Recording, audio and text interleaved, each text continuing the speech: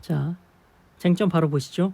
성폭법 제14조 2항 위반죄에서 촬영 대상자의 신원이 파악되지 않는 등 촬영 대상자의 의사를 명확히 확인할 수 없는 경우 촬영 대상자의 의사에 반해 반포를 했는지 판단 기준. 자, 14조 2항 위반죄는 촬영 대상자 의사에 반해 반포를 하면 성립하죠. 근데 그 촬영 대상자의 신원이 파악되지 않아서 촬영 대상자의 의사를 명확히 확인할 수 없는 경우예요. 그때 촬영 대상자의 의사에 반해 반포를 했는지 어떻게 판단하는지 문제가 되었습니다. 즉 쟁점은 형사재판에 있어서 자의심중주의 한계 및 유죄로 인정하기 위한 심증 형성의 정도에 있어 합리적 의심의 의미인데, 자, 한번 같이 읽어보는 정도로 정리를 해두시면 충분할 것 같습니다. 자, 한번 쭉 읽어보시고요. 다 아시는 내용입니다. 자, 성폭법 14조 1항에서 카메라나 그 밖의 이와 유사한 기능을 갖춘 기계장치를 이용해 성적 욕망, 수치심을 유발할 수 있는 사람의 신체를 촬영 대상자의 의사에 반해 촬영하는 행위를 처벌하면서 또 같은 조 2항에서는 그 촬영물, 복제물을 반포, 판매, 임대, 제공, 공공연하게 전시, 상영하거나 촬영 당시에는 촬영 대상자의 의사에 반하지 아니한 경우에도 사후에 그 촬영물 등을 촬영 대상자의 의사에 반해 반포 등을 하는 행위도 처벌 대상으로 정하고 있다. 그러니까 이 항은 촬영할 때는 촬영 대상자의 의사에 반하지 않았어요. 그런데 그것을 반포 등 할 때는 의사에 반한 경우에는 처벌한다라는 거죠. 14조 2항 위반죄는 반포 등 행위실을 기준으로 촬영 대상자의 의사에 반해 그 행위를 함으로써 성립하고 촬영이 촬영 대상자의 의사에 반하지 아니하였더라도 성립에 지장이 없다.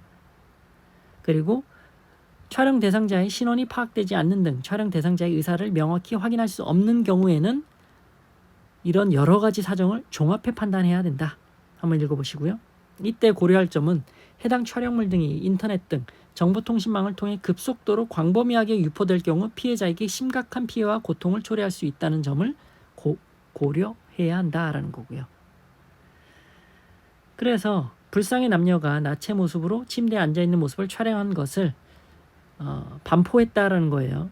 근데 원심은 이게 이 사진이 남녀의 성적 욕망, 수치심을 유발할 수 있는 신체를 촬영한 것에 해당한다라고 보면서도 위 남녀에 관한 조사가 이루어지지 않았고 이 사건 사진이 반포를 전제로 위 남녀의 의사에 따라 촬영되었을 가능성을 배제할 수 없다라면서 피고인이 촬영 대상자 의사에 반해 이 사건 사진을 반포하였음에 관한 증명이 부족하다라고 무죄라고 판단을 했습니다.